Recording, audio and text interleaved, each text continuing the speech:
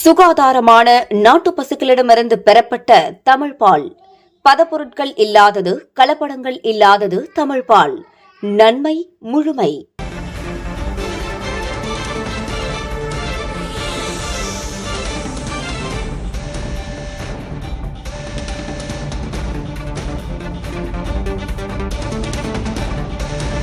முதல்வரின் பயணத்தின் மூலமாக 3201 கோடி ரூபாய் முதலீடுகள் ஈர்க்கப்பட்டிருப்பதாக அண்மை தகவல் தெரிவிக்கிறது.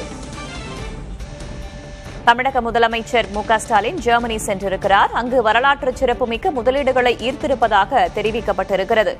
இம்முதலீட்டு பயணத்தின் மூலம் தமிழ்நாட்டிற்கு 3201 கோடி ரூபாய் மதிப்பிலான முதலீடுகள் ஈர்க்கப்பட்டிருப்பதாகவும் 6250 பேருக்கு புதிய வேலைவாய்ப்புகள் உருவாக உள்ளதாகவும் தெரிவிக்கப்பட்டிருக்கிறது. கூடுதல் விவரங்களை வழங்குவதற்காக செய்தியாளர் ரமேஷ் இணைந்திருக்கிறார். ரமேஷ், விரிவா சொல்லுங்க.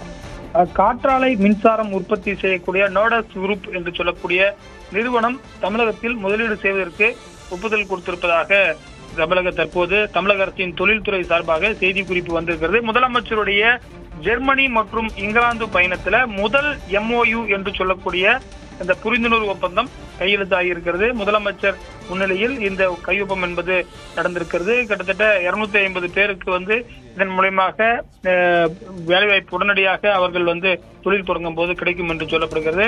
அது மட்டும் இல்லாமல் இன்றைக்கு முதலமைச்சர் BMW குரூப்புடைய சீனியர் லீடர்ஸ் என்று சொல்லக்கூடிய அந்த BMW காருடைய மூத்த நிர்வாகிகளுடன் முதலமைச்சர் சந்தித்திருக்கிறார். இன்று ஜெர்மனியில் இருந்து நாளை லண்டன் நகருக்கு அவர் செல்கிறார்.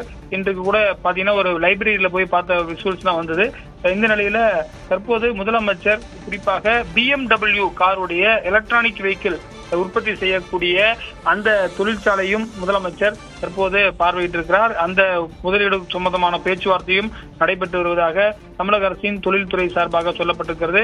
அதாவது தமிழகம் காற்றாலை மின்சார உற்பத்தியில் முன்னிலையில் இருக்கிறது.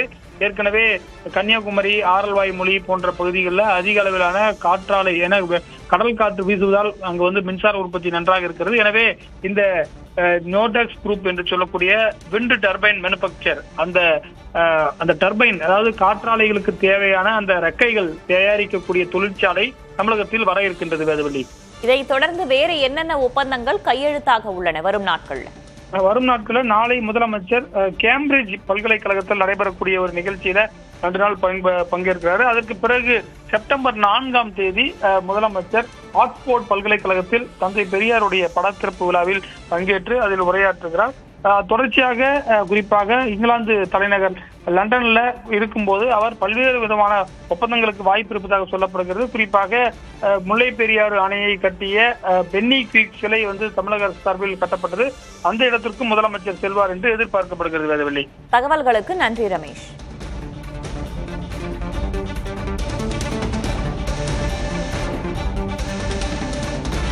சுகாதாரமான நாட்டு பசுக்களிடமிருந்து பெறப்பட்ட தமிழ் பால்.